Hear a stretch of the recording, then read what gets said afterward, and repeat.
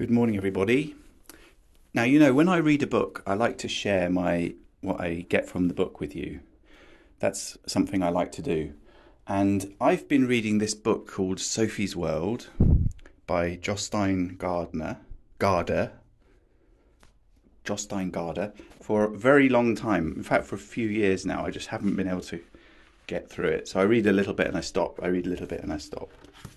Actually, it's a really good book and very, very densely packed with history about the history of ideas, history of philosophy. So it's a very, very good book, and it's written as a story about a girl who gets these strange messages from a stranger, and then eventually starts to learn from this stranger. Anyway, I advise you reading it. So this weekend I've been reading a little bit of it, and I was reading about the Middle Ages. It's quite interesting. The Middle Ages, sometimes called the Dark Ages, is a period from about the year 400 to 1400, and that's when before the Middle Ages we had the period of the kind of Greek philosophy, and also the period of Christianity. And what happened? So there was this period of Christianity from when Christ was born in the year 0, let's say, and then it spread over the next couple of hundred years. But by the year 300, it was outlawed, basically. So it was forbidden to be a Christian.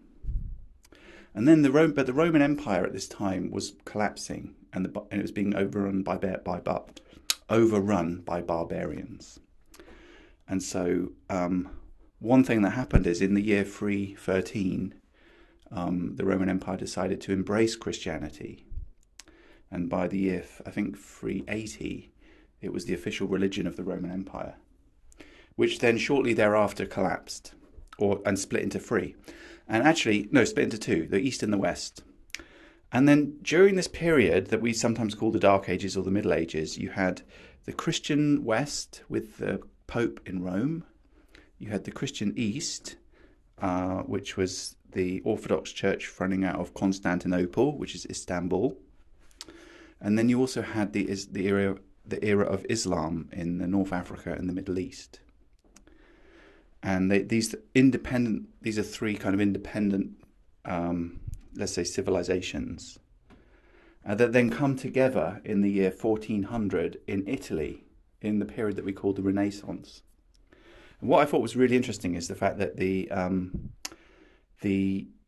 Greek people kind of never lost completely the ancient Greek philosophy, but it was the Islamic people who kept the ideas of Aristotle, which is also another Greek philosopher, kind of mathematician.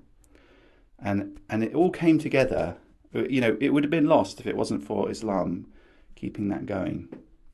And it all comes together in Italy in the Renaissance. And then that spurs on a period of modernity and science and art and free inquiry, which is where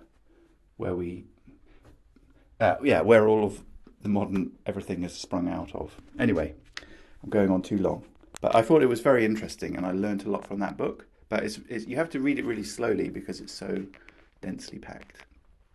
Anyway, happy Easter. Enjoy your weekend. Bye for now.